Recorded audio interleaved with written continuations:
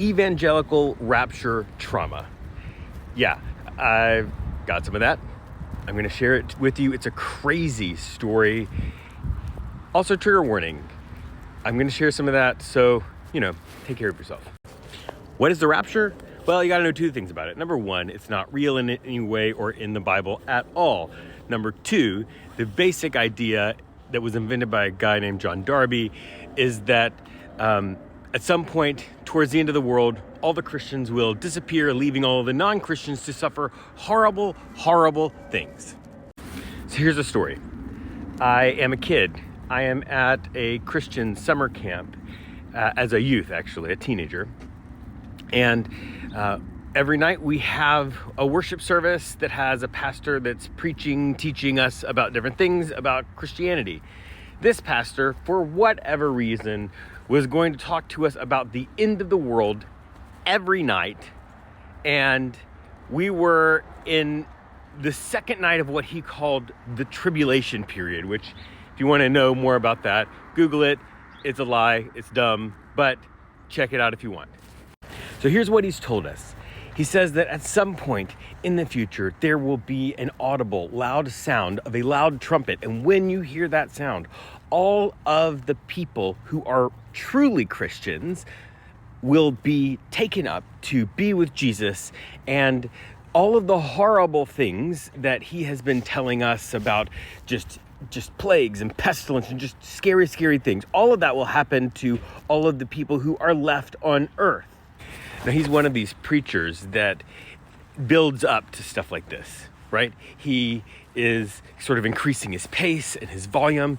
Little do we know that as he is attracting all of our attention up front, there is a person who has snuck around the back of this facility. It's like a screened in porch with a stage at the front.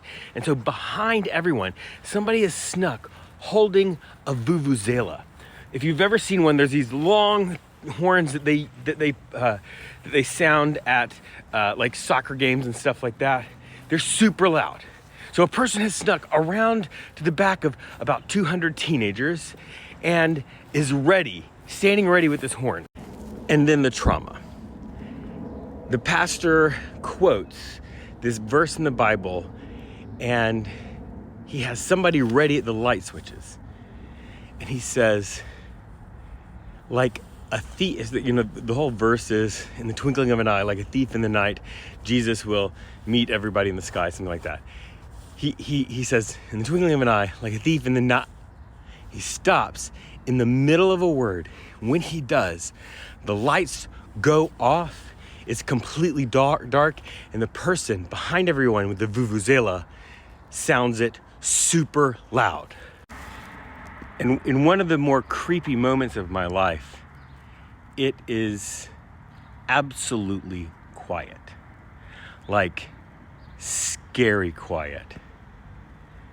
For a long time, and I don't know how long it was. In those moments, those time seems to stretch on forever, but it was quiet for a long time in the dark.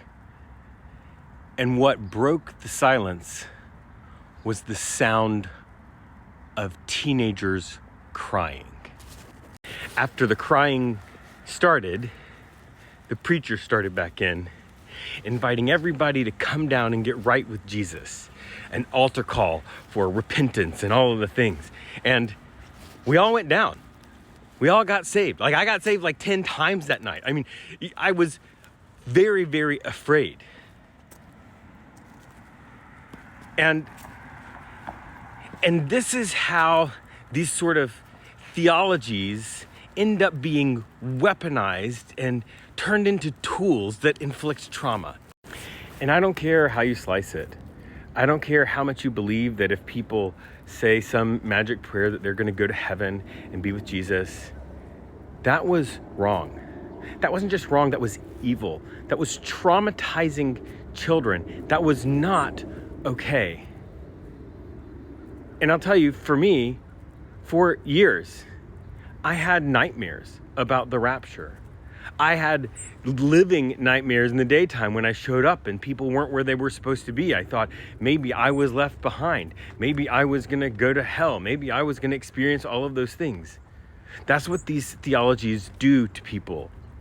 When they sink in deep, when you have these traumatic experiences that are glossed over as religious experiences that are justified by religious people who are saying, no, this is a good thing. All of these people were scared into saying this prayer.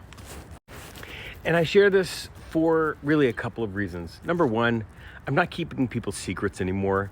That's just not something I'm doing. And so I'm trying to show the world the reality of what's going on in some evangelical religious circles. But number two, I say this to share this to validate your own experience. If you went through that, if you've had that kind of trauma, religious trauma is a real thing.